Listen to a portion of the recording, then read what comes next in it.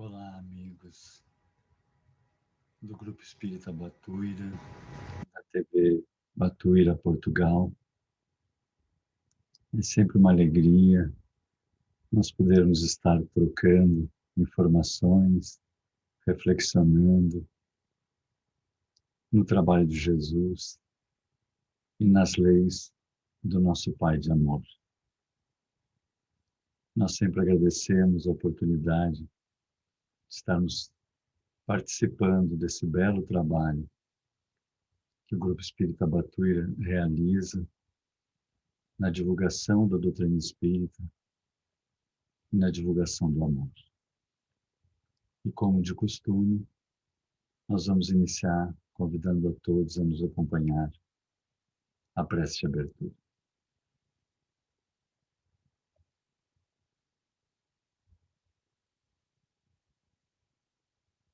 Senhor, nunca temos palavras para te agradecermos as bênçãos da vida, o reiniciar de cada dia, a renovação de propósitos, ideais, que colocas em nossos corações a cada amanhecer, para que lentamente desabrochemos ao Espírito maior que nos convidas a viver, de paz, de harmonia, de lucidez. Permita, Senhor, que possamos nesses minutos que passamos em Teu nome, neste momento, possamos estar ligados a Ti e a esses queridos amigos espirituais que assessoram essas atividades, a fim de que, como sempre, Senhor, seja feita a Tua vontade e não a nossa tão incipiente. Que a alegria, o entusiasmo pelo Evangelho de Jesus e pelas Tuas leis divinas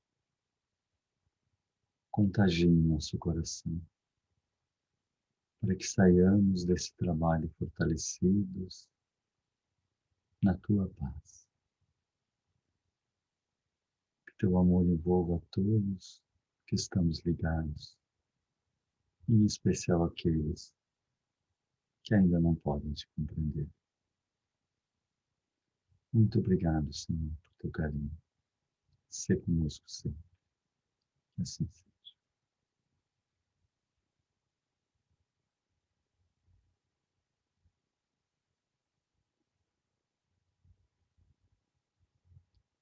Bom, como o título coloca, nós vamos tentar falar um pouco sobre o bem, o mal e o prazer.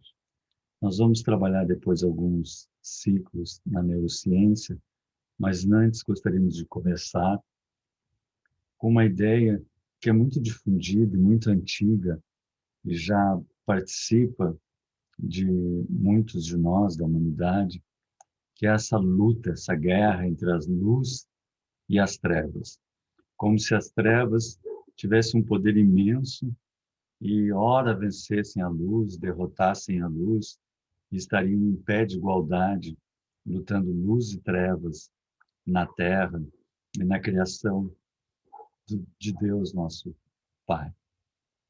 Então, nós queríamos começar com as observações sempre extremamente lúcidas de Kardec nas obras básicas, e vamos pegar a Gênesis, no capítulo 3, o bem e o mal, em que ele nos coloca assim: conforme certa doutrina, com muito carinho ele faz essa observação para não julgar ninguém. O espírito do mal criado, bom, seria transformado em mal. Então, você vai começar com essa primeira parte aqui, que é, de uma certa forma, aquela história aquela colocação de Lúcifer, que vivia no céu, e aí ele se revolta contra Deus e quer lutar em pé de igualdade contra Deus, e aí então ele cai na terra e se transforma aquele que odeia Deus e que luta contra Deus, e aí ele tem seguidores, que são ele, os demônios menores. Então, é uma história simbólica, né? Mas que a gente percebe que não se casa com a ideia da bondade de Deus. Aqui eu vou abrir um parêntese, porque existe também uma outra análise desse processo, e que o próprio Kardec aborda na Gênesis, que são os espíritos degradados. O que significa isso? Que cada planeta tem um grau de evolução e vai evoluindo, então nós vamos ter planetas primitivos, planetas de provas e expiações, planetas de regenerações, mundos celestes ou divinos, que é como se fosse uma escola que fosse gradualmente ampliando seus potenciais e evoluindo.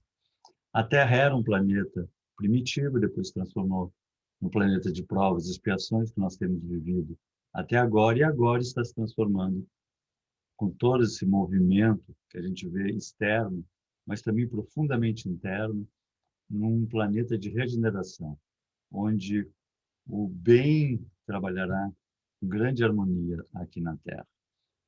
E existem espíritos que ainda estão muito apegados às coisas materiais, ao poder, às paixões, e eles não querem esse processo. Então, eles são convidados seria quase um repetido de ano, a recomeçarem em um outro planeta que está, então, no nível anterior, e reestudarem, remeditarem, reconstruírem o seu processo, que é sempre um processo interno que deve ser feito, um movimento interno que deve ser feito pelo Filho de Deus. Isso é lindo, né? Nós ganhamos um nível de consciência em que nós começamos a co-criar com o Pai, mesmo dentro de nós mesmos. Então, existiu um determinado momento em que, em outro orbe, passava exatamente como a Terra, e esses espíritos que não se adaptaram a essa evolução, por exemplo, alguns foram trazidos aqui para a Terra, e aí surge também essa ideia de anjos decaídos. Na verdade, não eram anjos, nem foram decaídos, eles continuaram no mesmo padrão evolutivo em que se encontraram, só mudaram de escola. Isso é importante, porque a gente nunca evolui, a gente nunca volta para trás. Aquilo que eu conquistei para a eternidade. Então, são espíritos que conquistaram um determinado nível de inteligência, mas não conquistaram um nível de sensibilidade. E aí, vem para a Terra conquistar esse processo, que é o que estamos alguns fazendo agora. Então, vejo que é bem diferente de ser punido, não é punido. E aí, continuando assim, Deus, para lhes punir, condena ser eternamente malvado. Isso é uma ofensa a Deus. Deus que é puro amor, pura bondade. A gente quer ver a beleza de Deus, é só parar na frente de uma natureza e ver os passarinhos cantando, a brisa, a graminha crescendo, a beleza indescritível da nossa escola Terra e todos os processos que nos são favorecidos para o nosso crescimento. E Deus ia pegar uma pessoa, um espírito que ele se rebelou, e condenar eternamente a ser malvado e ainda seduzir os outros homens para fazer o mal. Que é a ideia do demônio, que está sempre fazendo nós comer mais, enfim. Né? Então, como coloca Kardec, dentre todas as doutrinas sobre a teoria do mal, esta é, sem dúvida, seria a mais irracional e a mais injuriosa, uma ofensa contra Deus. Aí no Céu e Inferno, um outro livro do Pentateuco, dos 5 livros da codificação, no capítulo 10 da intervenção dos demônios. Isso é interessante também, que essa doutrina trouxe então Lúcifer e os seus demônios. E na Idade Média, tinha uma classificação de demônios, o demônio tal, o demônio tal, o demônio tal. Foi um horror isso, o que nos acompanhou. Então, as doutrinas sobre os demônios que prevaleceram por muito tempo haviam de tal maneira exagerado o poder desses seres que eles, por assim dizer, haviam posto Deus no esquecimento. Nós passamos toda a Idade Média queimando bruxas, perseguindo, porque qualquer ação que se desarmonizasse era o demônio que estava presente. E nós trazíamos isso nos nossos lares. Se eu comia demais, era o demônio. Se eu brigava com alguém, era o demônio que me possuiu. É interessante que essa coisa tão forte na estruturação do nosso psiquismo, que alguns de nós hoje ainda trazemos isso, e nós espíritas substituímos o demônio por obsessores. Ah, um obsessor me envolveu, um obsessor está me perseguindo. As forças das trevas com seus obsessores é a mesma coisa, é a mesma falta de compreensão e um sofrimento desnecessário. Né? Mas hoje, diz Kardec, as observações rigorosas e os estudos experimentais lançaram luz sobre a natureza dos espíritos, sua origem e seu destino, seu papel no universo e seu modo de ação. Olha que lindo isso. Então, nós somos espíritos evoluindo. Sabe-se hoje que são as almas dos que viveram na Terra. Então, o que a gente chama de demônio pode ter sido um amigo de um avô, de um tataravô, né?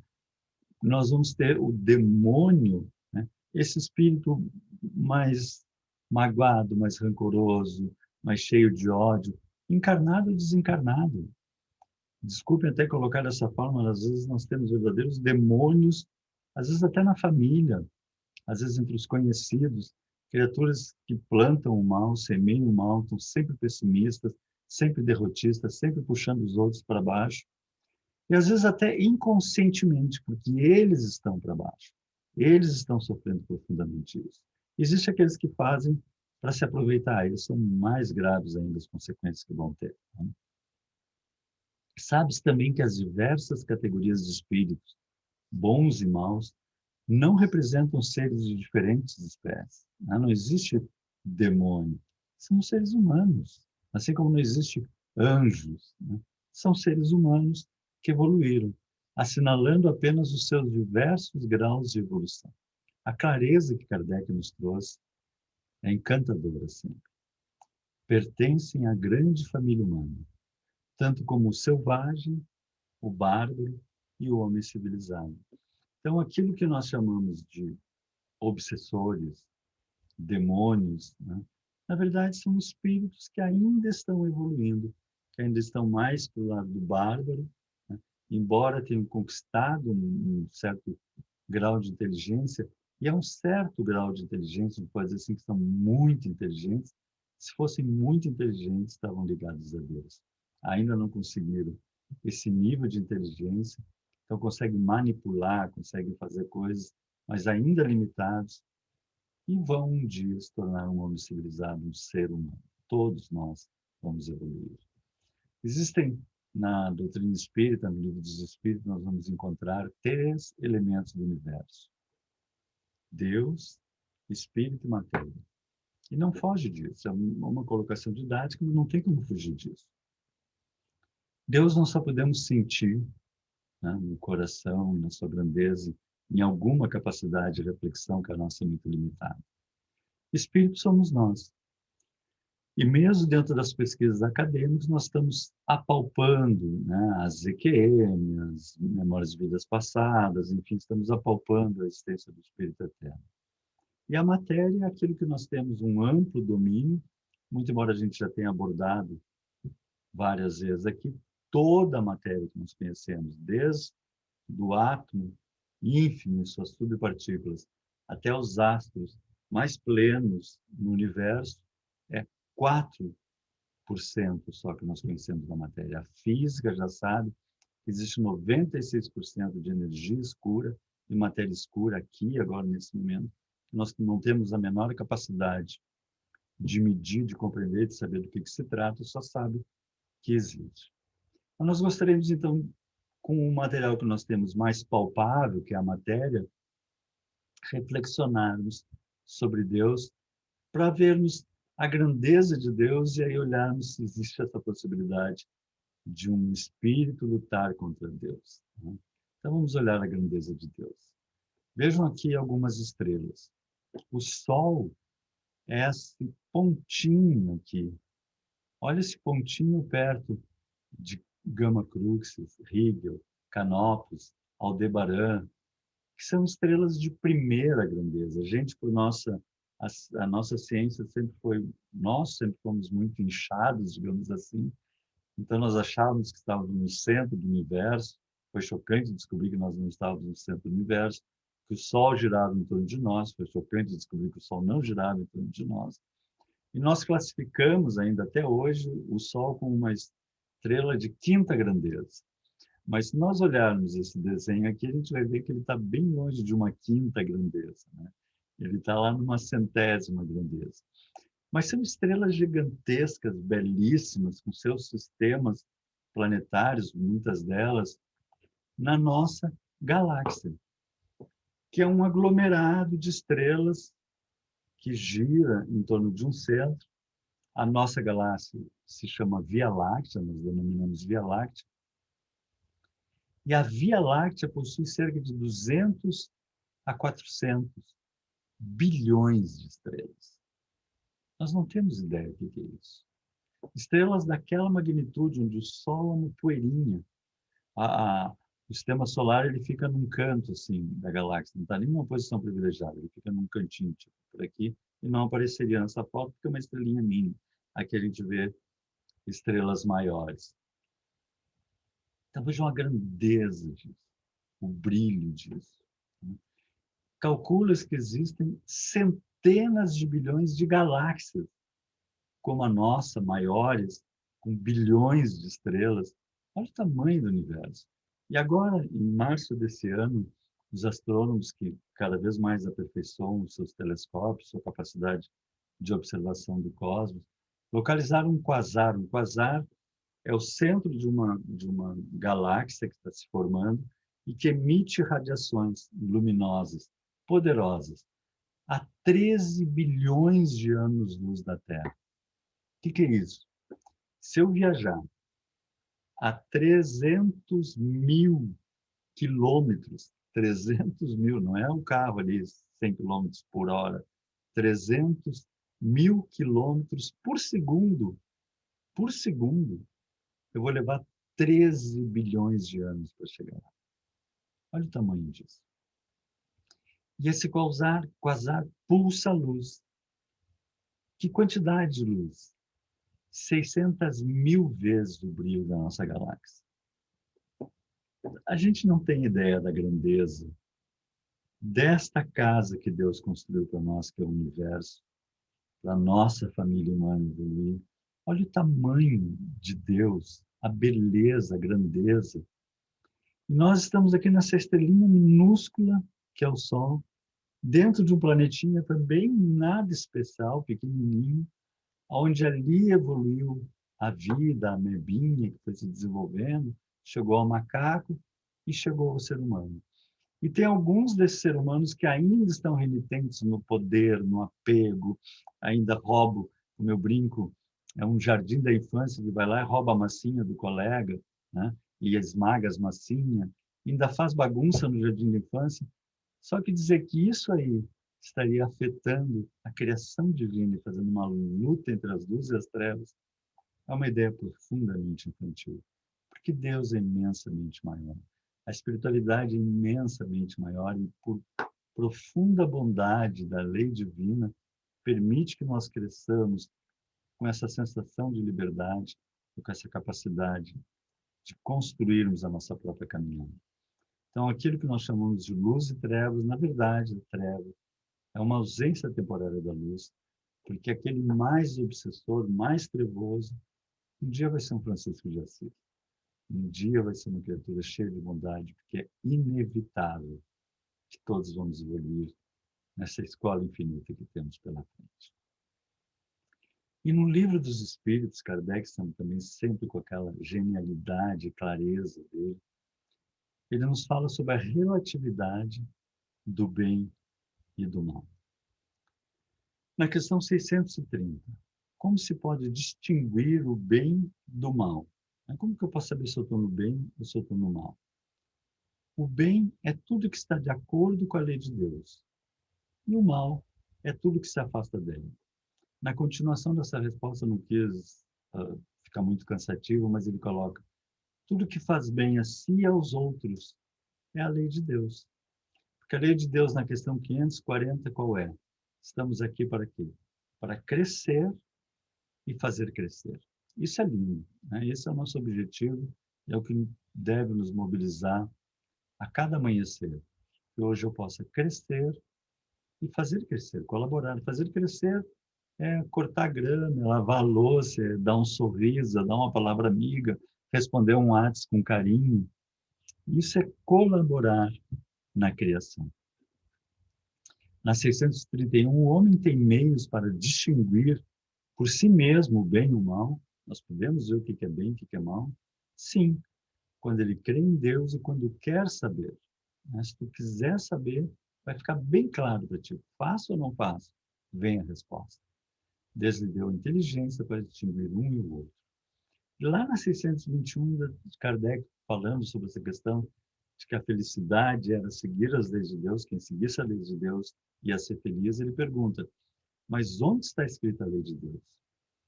E os Espíritos respondem, eu sempre brinco, é a resposta mais curta e mais profunda do Livro dos Espíritos: na consciência. Então, todos nós sabemos o caminho que devemos trilhar. Então, aquilo que nós chamamos mal é quando nós sabemos que nós devemos fazer e não fazemos. E aí nós nos desarmonizamos com o nosso caminho pessoal, com a nossa compreensão. É aquele que a gente brinca, aquele 30º pastelzinho numa refeição. Diz, ai, como não como? Ai, vou comer. Depois, alguém meteu o olho. Né? 30 pastéis. Né? Então, existe aquela coisa de para de comer. Né? Não fala isso. Né? Não olha dessa maneira. Não pensa assim. Não sente assim. A gente tem sempre bem claro isso. E quando a gente para, né, pede a Deus essa harmonia e ouve, a gente anda na luz. E quem anda na luz não anda em trevas, como dizia Jesus. Na 633, para não ficar muito comprido, eu botei esse trecho. Quando comeis demais, isso vos faz mal. Vejam bem aquela ideia do pastel. Então, isso aí está muito ligado ao também que nós trazemos muito pecado. Né? Isso é pecado, Deus vai te castigar. Então, é pecado comer demais, Deus vai te castigar. Deus não castiga. Deus é profundo amor, profunda bondade. Ele faz leis. Tu tem um tamanho de estômago, uma capacidade do aparelho digestório. Se tu exagerar a tua capacidade do aparelho digestório, vai sofrer. São leis naturais. Tu pular de um edifício, vai sofrer. Dependendo do andar que tu pular, tu pode até morrer. Então, são leis, não tem ninguém te julgando, metendo o dedo, te punindo. Não tem obsessores querendo te derrubar, né? E, tu comeu demais, então agora eu vou te fazer sofrer. Não, tu comeu demais. E há uma vozinha te dizia, para. Né? Mas é natural, nós estamos aprendendo e aí fazemos essas coisas. Pois bem, é Deus que vos dá a medida do que vos falta. Quando ultrapassais, sois punidos. A clareza de Kardec. O mesmo se dá com tudo mais. A lei natural traça para o homem o limite das suas necessidades, em todos os sentidos. Né? Às vezes a minha dor é porque eu quero mais e aprendi a contentar-me com o que tenho. E aí estou sempre querendo mais, mais, mais e acabo sofrendo. Epicuro já dizia, quem não se contenta com pouco, nunca vai se contentar com muito. Então, essa percepção de saborear o que a gente tem, ser grato pelo que a gente tem, compreender quais são as minhas necessidades, os meus limites e me harmonizar. E como diz aquela frase poética, devo florescer onde Deus me plantou.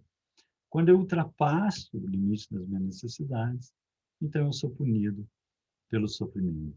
Mas não é uma punição, é um aviso lindo de que eu estou saindo do caminho do amor e entrando no caminho da dor.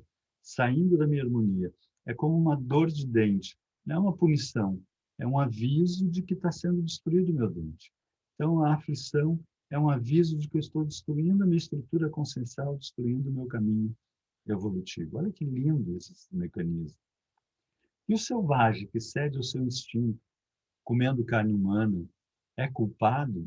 Né? O que come carne humana é culpado? Olha que lindo. Eu disse que o mal depende da vontade. Pois bem, o homem é tanto mais culpado quanto melhor sabe o que faz. Então, o espírito primitivo que não sabe que está fazendo mal, não é mal. Ainda não é mal, até ele começar a tomar consciência. Quando ele toma consciência, ele percebe, então eu não devo. Aí aquela voz diz, eu não devo.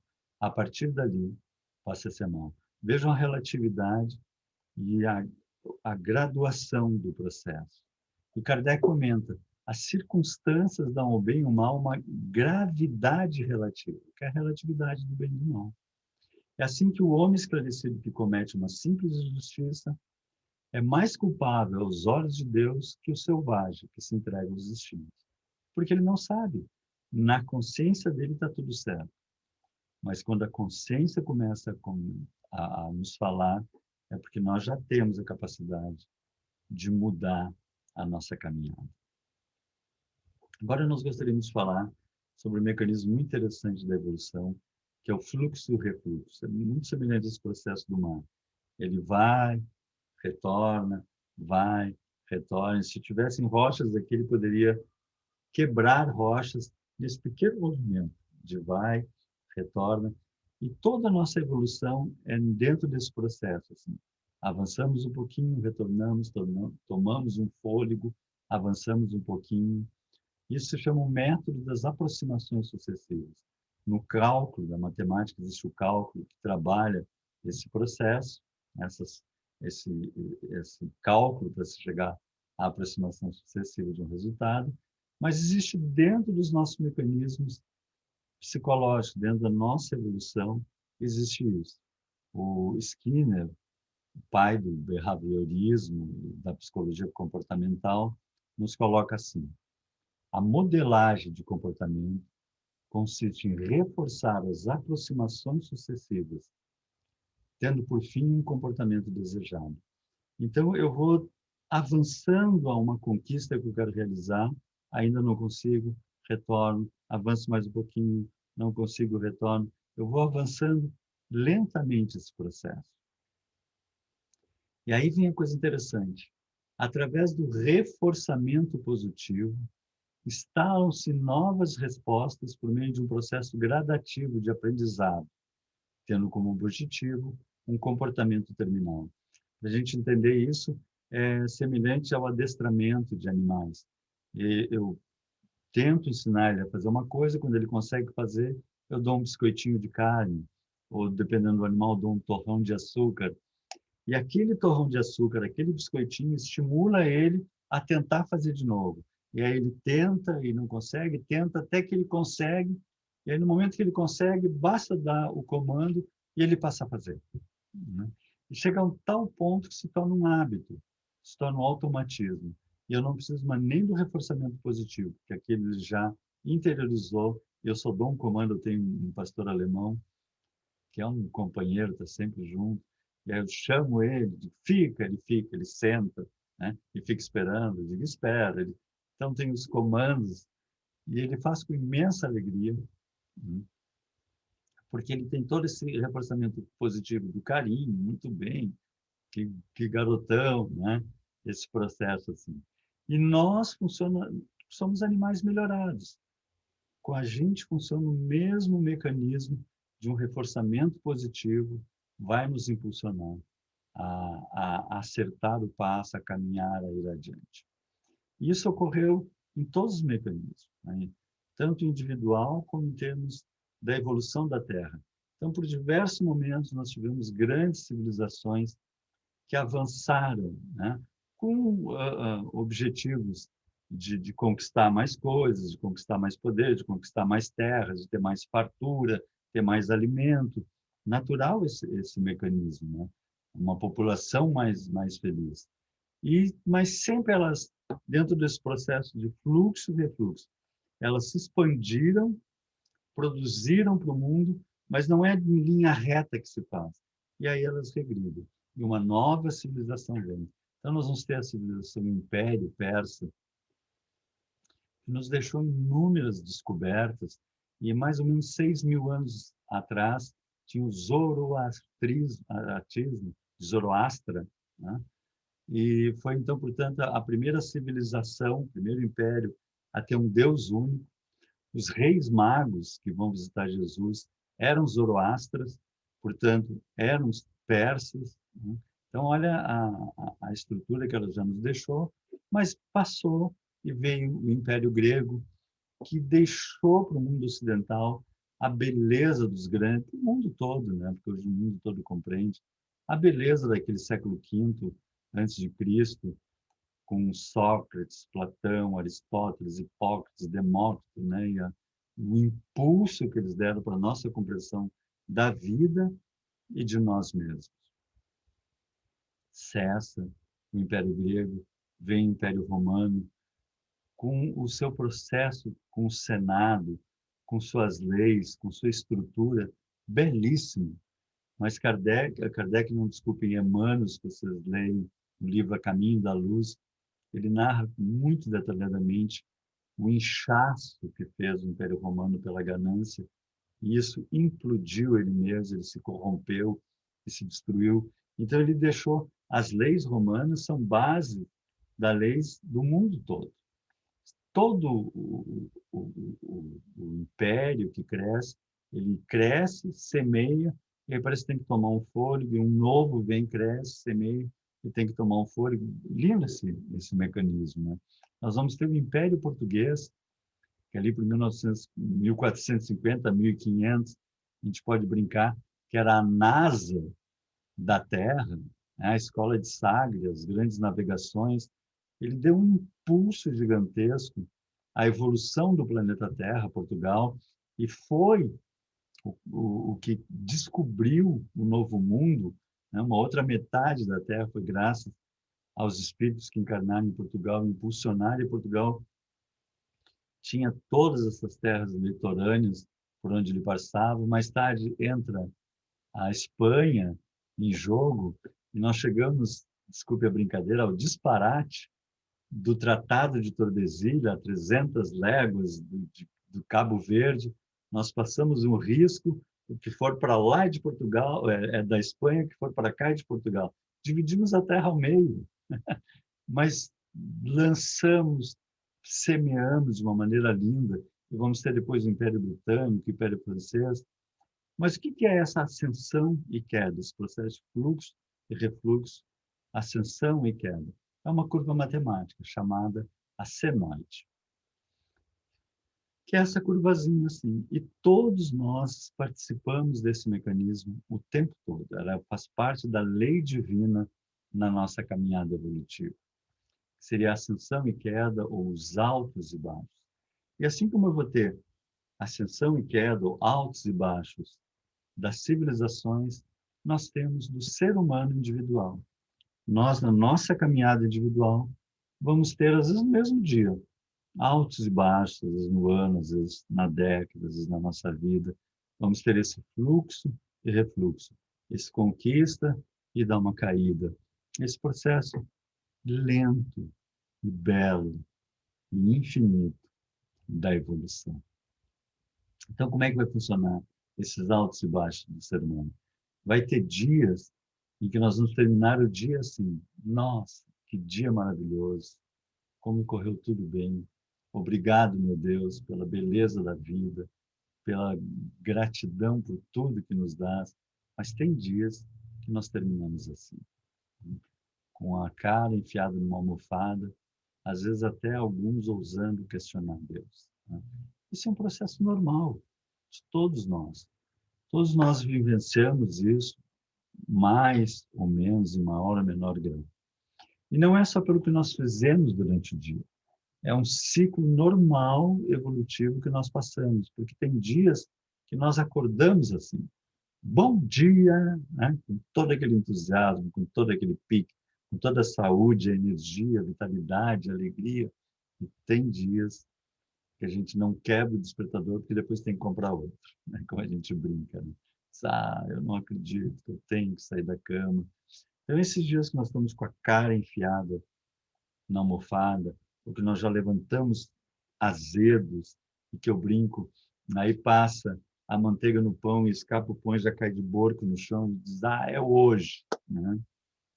Esse dia, André Luiz, através da psicologia, da psicografia, Chico Xavier nos diz, é o dia das semeaduras perigosas.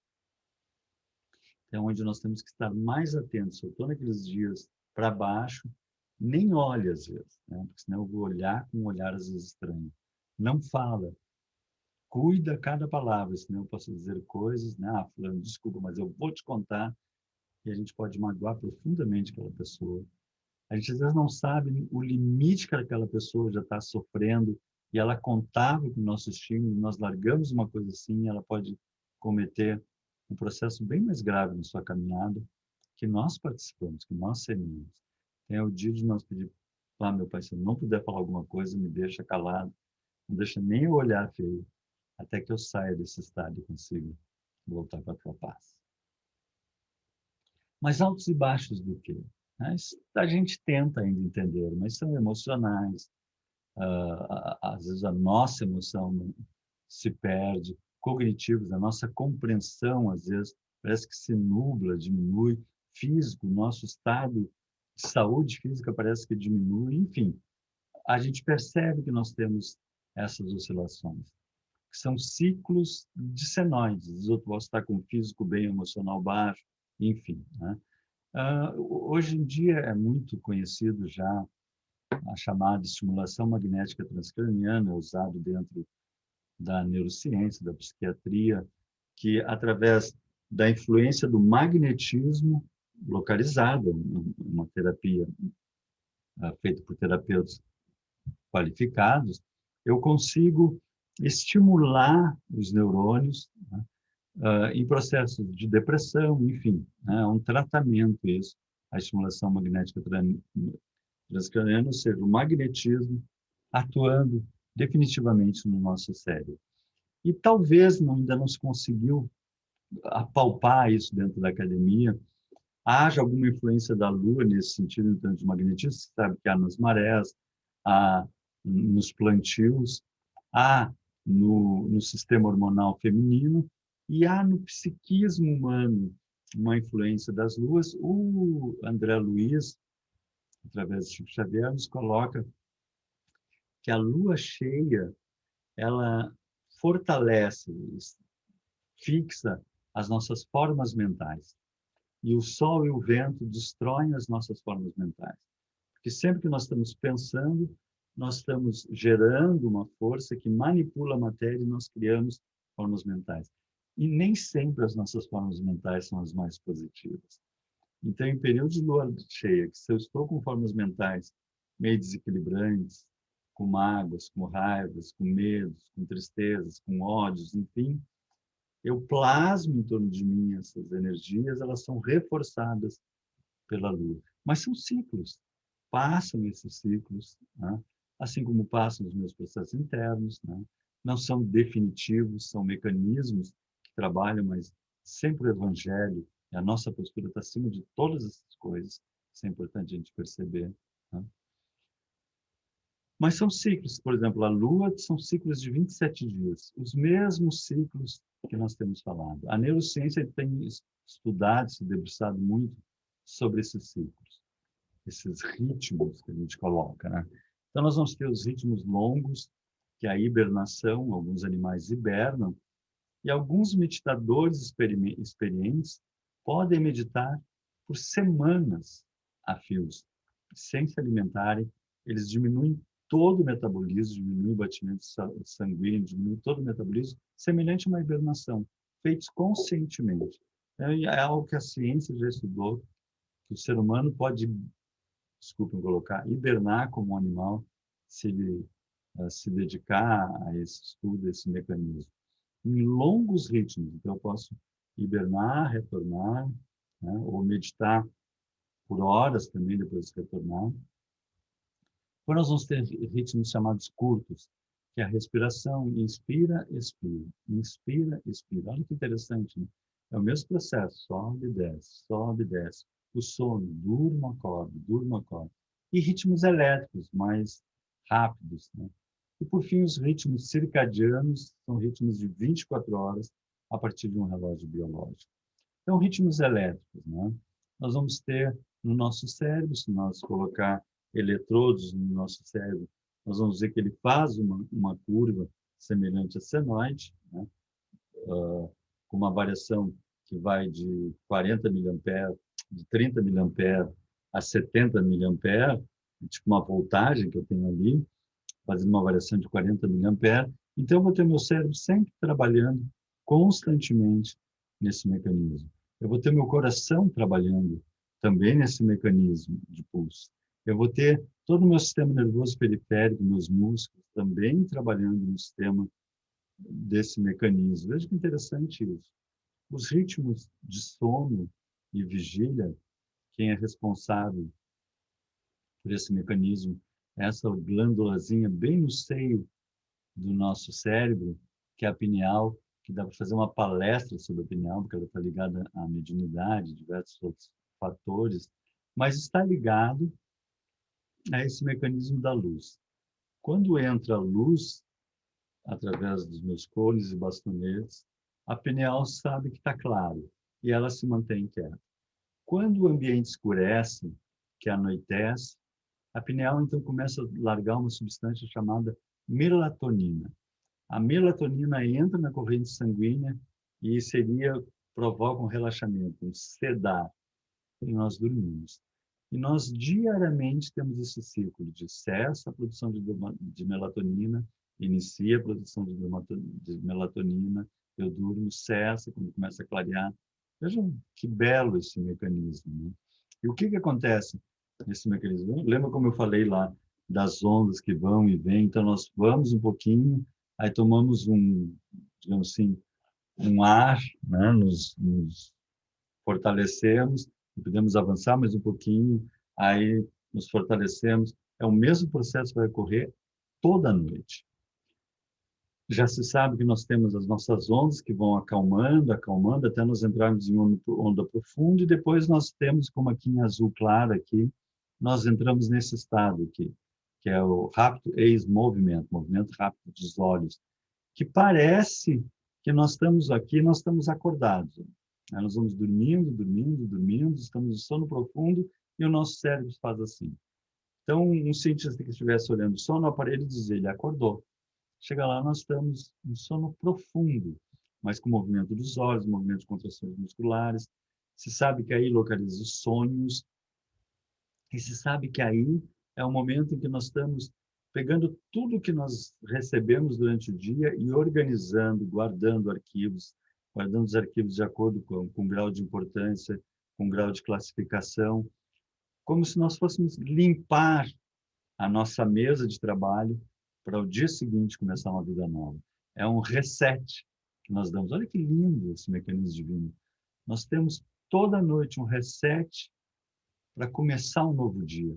Então, às vezes, aquele dia a gente não foi legal. A gente disse coisas que não deveria dizer, comeu de uma forma que não deveria comer, pensou bobagem que não deveria pensar, gastou horas num celular que não deveria ter gastado, tanto tempo vendo bobagens em Facebook, e a gente fica um pouco triste, né? Fica um pouco angustiado, mas não se preocupe, que a bondade divina vai nos presentear com um novo dia, vai fazer um reset, dizer, então vamos tentar de novo. A cada amanhecer é um vamos tentar de novo. Crescer e fazer crescer. Construir a nossa capacidade de guardar a serenidade, a paz, a harmonia, a lucidez. Mas assim, a gente dá mais uma tentadinha e cai. Dá uma tentadinha, consegue e respira fundo.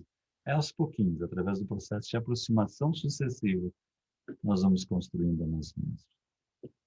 E dentro desse mecanismo, nós temos os chamados ritmos circadianos, que tem sido muito estudado na psicologia e na neurociência, que são esses mecanismos que respondem à luz e escuridão. Inicialmente achávamos que era só isso, como lá a melatonina, a luz e escuridão, mas se descobriu que removendo os ciclos claro e escuro, os animais continuam com seus ritmos encefálicos. Ou seja, se descobriu que nós temos um relógio cerebral. são regulados por genes relógios. Eu não saberia pronunciar essa palavra, é alemã, mas alguma coisa como Zeitgebers, né? E, então, nós temos lá no meio do cérebro uma coisa chamada hipotálamo, e uma das partezinhas do hipotálamo é o núcleo supraquiasmático, que é um relógio que nós trazemos dentro de nós e que vai regular todo o processo do que se chama homeostase corporal, o equilíbrio corporal, o lançamento de hormônios, o lançamento de mecanismos para que nosso corpo seja saudável e ele sabe exatamente em que momento deve fazer. Olha a beleza das leis de Deus. Nós temos, por exemplo, a temperatura corporal. Então, se sabe que a nossa temperatura baixa por volta das 6 da madrugada e por volta das 6 da tarde ela vai ao máximo. Isso as nossas avós, as nossas mães já diziam quando a gente ficava doente, eles iam tirar febre, ah, tá com febrezinha. Não, mas isso é a febrezinha das 6 horas. Não sei se você, com vocês tiveram essa experiência, né? É às 6 horas, sempre dá uma febrezinha, depois passa, porque é o momento em que realmente o corpo fica com uma hora de temperatura, depois ele retorna. E vejam bem, que desenho no gráfico é esse? A senoide. Todo o nosso mecanismo é regido por essa senoide. E assim como nós temos essa senoide dos mecanismos físicos, nós vamos ter a senoide dos estados emocionais. Em momentos eu vou estar com alegria, paz, felicidade. Em momentos eu vou estar com tristeza, depressão, infelicidade. Um momento eu vou estar bem, um momento eu vou estar mal. Ou vou estar no bem, ou vou estar no mal. Mas nós sabemos a relatividade do bem e do mal que Kardec já nos colocou. Então vamos tentar entender o que é esse bem e o mal. Vamos supor que eu seja um índio lá, né, de uma tribo, um guerreiro bom, dedicado pela minha tribo, me esforço pela minha tribo. E aí tem uma tribo inimiga que quer invadir o nosso território, e eu vou lá, luto com eles, venço eles, peço aos deuses que me auxiliem, aos espíritos protetores da tribo que nos auxiliem, e nós vamos lá e eu vou, luto e venço o inimigo e tiro o escalpo deles. Né? Porque é a prova de que eu venci o inimigo e volto para a minha tribo e penduro na frente da minha barraca os inúmeros escalpos que eu fiz. O que é esse momento? Um momento de imenso prazer. Eu defendi a minha tribo. E eu vou dançar a noite toda agradecendo aos deuses pelo amparo. Veja a harmonia que eu vou estar com a natureza, a harmonia com os deuses, agradecendo aos deuses por eu ter feito escalpos, que coisa horrível. Mas é o nível em que eu vivo. E esse prazer que eu vou sentir também vai ser o prazer da honra que eu vou receber pela tribo, de ter aqueles escalpos, principalmente das moças, o que faz parte do nosso processo evolutivo, dentro da preservação da espécie, que o poder gera prazer, gera mais cópula, e aí eu consigo ter uma cópula com o melhor da tribo, o melhor dos animais, para que haja uma preservação genética ideal para o processo evolutivo. Então, todo o mecanismo, lá do tempo que eu era anfíbio, que eu era réptil, que eu era, né, ave, que depois me tornei mamífero, de prazer e de poder e de cópula, está em jogo nesse mecanismo e eu estou feliz. Mas pode acontecer que eu tenha que sair correndo, quase recebo um escalpo. E aí a derrota, aí o desprazer. Então aqui o bem, né, vai ser esse prazer do escalpo, o mal, o desprazer da fuga. Né? Só que daí o que vai acontecer? Eu vou estar nesse mecanismo de encarne, desencarne, faço escalpo, e aí numa dessa a tribo invade, faz escalpo no meu irmão, faz escalpo no meu filho, faz escalpo na minha filha, faz escalpo na minha esposa, nas pessoas que eu amo, faz escalpo em mim, eu morro, e aí eu nasço de novo, e aí fazem escalpo nas pessoas que eu amo em mim, e eu começo a perceber, tá, mas escalpo não é uma coisa legal. Vejam que lindo isso, né? Interiormente, eu vou construindo esse mecanismo, essa experiência. Né? Eu até posso defender, tal, mas escalpo. E aí, escalpo passa a fazer parte, vejam só, agora eu sei, passa a fazer parte de um outro processo. Eu não sou mais essa curva amarela e o escalpo era o bem. Agora, aquilo é um antigo prazer que não me serve mais, e escalpo está na linha do mal. Eu evoluí. Eu agora sou essa senoide vermelha. E escalpo, para mim, é mal. Né? E eu agora já estou num outro processo evolutivo, numa outra caminhada, com outros objetivos. Já sou, quem sabe, cristão, já sou, quem sabe, espírita, né? Mas, enfim, cristão. Né? E o que que é prazer para mim? Prazer é eu conseguir viver, vivenciar e cultivar o amor, a bondade, a caridade, a serenidade. Esses são os verdadeiros valores, o verdadeiro prazer. E aquilo ficou para trás. Embora ainda exista em mim lá atrás o de onde eu vim. O índio velho, aquele que um dia eu fui, ainda mora lá nos recessos do meu ser. E eu estou lá num dia de domingo, né? Lindo, eu acordo bem cedo com a minha esposa, e digo, vamos fazer um passeio bonito, vamos passear na serra, fazer alguma coisa assim, né? Aquele acordar de bom dia, assim, e tocam na campainha, 7 da manhã.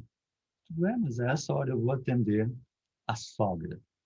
Vim passar o dia com você, vou ver como é que está tratando da minha filha. Né? O que que brota dentro de nós? Uma coisa dessa, passar o dia. Né? O lado espírita vai nos falar de compreensão, o lado cristão. Mas o índio dentro de mim, que é o scout. Né? Desculpem estar fazendo essa brincadeira, mas é mais ou menos assim que funciona. Né? É claro que eu não vou querer escalpelar ela, né? Com uma faca, mas eu posso escalpelar com um olhar, posso escalpelar com palavras duras, né? Frias. Né? E aí, quando eu entro nessa faixa do antigo prazer, eu entro para o mal. E aí eu vou sofrer. Eu vou começar a ficar irritável, eu vou ficar perturbado, porque eu deixei o índio velho tomar conta de mim. Veja que interessante esse mecanismo. Tem um mecanismo de bem e mal relativo e aquele não me serve mais. E esse mecanismo, esse antigo prazer, é o que muitas vezes nos tira a capacidade de seguir adiante com harmonia, porque nós ainda somos puxados até realmente, até que seja pago o último ceitil, como dizia o nosso amorzão Jesus, né? Até que a gente realmente elimine, diz, não, esse antigo prazer não tem mais nada de prazer e eu não quero mais isso. Isso ocorre, por exemplo, quando a gente busca vou ter uma vida com saúde, né? Com peito, com energia e come feito um animal. Bah, como é que eu comi aquele monte de doce, como é que eu comi aquele monte de comida, né? Porque aquele prazer antigo como animal. Né? A gente busca, não, vou fazer a caridade, vou visitar as pessoas que estão enfermas, né? Vou ver aquele amigo que está doente, mas agora eu estou cheio de coisa para fazer e quando vê a gente cai no egoísmo, que ainda é um processo antigo dentro de nós. A gente busca disciplina, não, eu vou ler aquele livro que há horas eu estou querendo ler, eu vou ler, eu vou fazer exercício, eu vou dar aquela caminhada que eu sei que é importante dar aquela caminhada para mim, né? E aí dá aquele cansaço, aquela preguiça, né? Acho que eu vou deixar para amanhã, porque hoje eu não estou me sentindo muito bem. Eu vejo que interessante, a gente está sempre com esse fluxo da conquista sendo efetuado e do índio velho, vamos dizer assim, ainda dentro de nós, né? A monogamia, vou ter aquele casamento legal, harmônico, né? E aí fala a poligamia das velhas tribos, dos velhos processos animais. E aqui uma outra característica que a gente pode olhar é esse mecanismo da como é que surge uma cenose? Ela vai surgir a partir de pontos, né? E se nós olharmos, esses pontos são um círculo, o verde, o amarelo. Então, nós estamos como se andando sempre em ciclos. A gente pensa assim, poxa, mas eu vou estar andando em ciclos, né? Em círculos, né? Eu vou estar hora no bem, hora no mal, hora no bem, hora no mal. Eu vou estar preso a isso eternamente, vai ser sempre assim, uma hora eu vou estar bem, uma hora eu vou estar mal, eternamente repetindo. Não, existe a lei do progresso. Né? No amor divino existe a lei do progresso. Lembra como nós vimos lá? O mesmo se dá com tudo mais. A lei natural traça para o homem o limite de suas necessidades. Quando ele o ultrapassa, é punido pelo sofrimento. Então, quando eu entro na linha de baixo, começa a doer. E bem-aventurados os aflitos, diz o nosso amorzinho. Ou seja, se está doendo, é porque está saindo do trilho do amor e entrando no trilho da dor. e é o momento de reagir. Então, surge a aflição, o sofrimento, eu me incomodo, eu me perturbo, então eu tenho que sair, gerar um impulso para sair disso. E esse é o impulso da vontade, eu vou tentar sair dessa situação que eu estou, né, com meus familiares, no meu serviço, não está bem, não tá mal, está doendo, eu faço esse esforço para lançar minha curva e tirar ela desse plano do mal. E a minha vontade, então, é exercida, e eu começo a ler, eu começo a tomar passe, né? Começo a assistir palestra, começo a cuidar da minha alimentação, e aí eu saio da zona de dor, porque sempre que eu faço esforço, eu saio da zona de dor. Mas daí parece que a minha vontadezinha saiu da zona de dor, começa a diminuir, e quando eu vejo, tá lendo aquele livro, acabei não lendo mais, eu tenho que terminar de ler. Tem ido tomar passe, puxa, acabei não dá, tomar tanta correria, e aí, no fim, a gente acaba caindo para a mesma situação, retornando ao mesmo processo. Então, nós temos que trabalhar justamente isso. A neurociência evolutiva nos fala que a vontade está ligada à recompensa. Isso desde o animal até hoje. Nós somos mobilizados por uma recompensa e nós ativamos a nossa vontade. E essa força de vontade pode ser para a fuga da dor ou para a busca de prazer. E busca de prazer é que não é errado. Né? Os prazeres superiores são maravilhosos, nós temos que buscar Jesus. Né? Mas são os dois mecanismos que nos mobilizam. Né? Então, o que eu preciso? O que está acontecendo aqui, em primeiro lugar? Né? Eu estou impulsionado pela fuga da dor.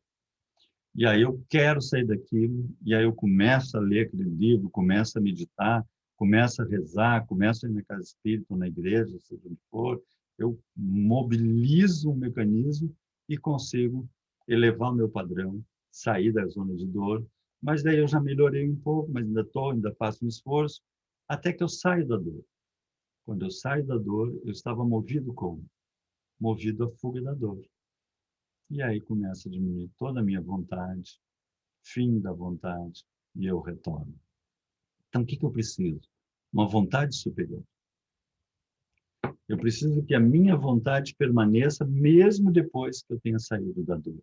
Na verdade, eu não preciso nem entrar na dor, já ter essa vontade. Lembra? A modelagem de comportamento consiste em aproximações sucessivas através do reforçamento positivo. Então, se eu tenho saúde, eu tenho a gula, mas aí começa a acontecer uma coisa diferente. Eu tenho aquela possessividade, né? É meu, essas coisas são minhas, o meu filho, é a minha mulher, você como eu quero. E aí a gente começa a compreender assim, não é teu filho, não é tua mulher, a mulher não é tua, ela é um espírito que deve caminhar contigo, ao teu lado, com liberdade. E quando eu começo a largar a possessividade, dar liberdade aos outros, eu começo a ser livre. E eu começo a perceber, porque o possessivo é preso na sua própria possessividade. Eu começo a perceber que é bom a liberdade. Eu saio do pessimismo, que não vai dar certo, não vai dar certo, para uma compreensão mais elevada, e quando eu tenho mais compreensão, eu tenho mais alegria. Eu saio do ódio, da mágoa, de carregar aquele lixo dentro de mim, eu digo, resolvo deixar para lá, e eu percebo a leveza do ser que eu fico quando eu deixo para lá. Eu saio da ansiedade de poder, de querer, porque aquele país está fazendo isso, aquele governo está fazendo isso, como se eu tivesse um poder globalizado. Eu percebo que eu tenho que entregar a Deus e fazer a minha parte, em paz. E quando eu começo a saborear essa vontade superior, eu começo a ter prazer no bem. Porque onde estiver o vosso tesouro, ali estará o vosso coração, já dizia Jesus. E Paulo nos diz, deteste o mal e apegue-se ao bem. Regozijai-vos, que é gozo, satisfação intensa, alegrai-vos sempre no Senhor, outra vez vos digo, alegrai-vos. Então, meditar no bem, na harmonia com o cosmos. Como é bom quando nós entramos em harmonia com a natureza, com o cosmos, na leveza do ser, na lucidez externa e interna, na calma, sem pressa. Nós somos infinitos, uma coisinha de cada vez, vai com calma, uma evoluçãozinha de cada vez, sem ansiedade e com serenidade. Nós nos enchemos de valores a serem saboreados. E aí nós conquistamos o prazer constante no bem. E aí nos impulsionamos a curva o tempo todo. E quando nós fazemos isso, né, através da disciplina, que nós temos que insistir, do estudo e do amor, nós construímos uma nova curva para nós. E agora nós não somos mais a curva vermelha. Nós conquistamos para a eternidade a curva azul. E essa diferença ali é o nosso ganho de evolução. E sempre que nós evoluímos, nós também temos um ganho de paz, porque é da lei isso. É lindo isso. E aquele processo cíclico vai surgindo novos processos para cima, novas construções. Na verdade, nós podemos olhar assim, vai desabrochando novos potenciais. Não é apenas uma postura interna, mas o meu neocórtex cresce, as minhas percepções crescem, a minha sensibilidade cresce, a minha capacidade de percepção cresce, e eu tenho um outro nível de ser. E se nós fôssemos ligar os pontinhos dessas esferas que vão, desses círculos que vão crescendo, nós teríamos essa curva, que é a espiral da evolução, a qual todos estamos participando. E vejam só, eu era uma amebinha, depois passei a ser lá um anfíbio, um réptil, cheguei a um macaco e hoje sou um ser humano. Olha a diferença de um macaco ao ser humano. Olha para onde nós devemos estar indo.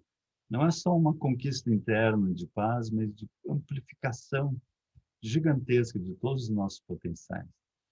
Leon Denis, encerrando quase, no livro O Problema do Ser, o Destino da Dor, nos fala de Jesus nos atraindo para si todos os seres retardados nos antros da paixão, os espíritos cativos da matéria, eleva-os e arrasta-os na espiral da ascensão infinita para os esplendores da luz e da liberdade. Então, esse é o mecanismo. A cada vez nós conquistamos um pouquinho mais. Nós vamos conquistando, aí tomamos um fôlego, conquistamos mais um pouquinho, tomamos um fôlego, conquistamos mais um pouquinho, tomamos um fôlego, conquistamos mais um pouquinho, e às vezes surge uma barreira. Né? Ah, eu tenho que fazer exercício, não consigo, dá uma preguiça, eu estou com o corpo doente, eu tenho que parar com esse excesso de doces, eu tenho que mudar essa minha postura, eu tenho que começar a ler, e a gente meio que tranca, ou eu tenho que perdoar alguém que nos magoou, se perdoa, ah, não, fulano não dá, porque tu não sabe o que ele fez para mim, sabe o que ele me fez na infância, não sabe o que ele fez agora, e a gente fica num redemoinho assim, não, não, não, até que a gente, tudo bem, eu vou perdoar. E quando a gente perdoa, a gente continua a nossa caminhada, sempre em aproximações sucessivas, construindo essa espiral infinita da evolução, nesse universo infinito que temos pela frente, crescendo com Jesus. Minha paz vos dou, minha paz vos deixo. Era isso, então. Muito obrigado. Vamos fazer a nossa prece de encerramento.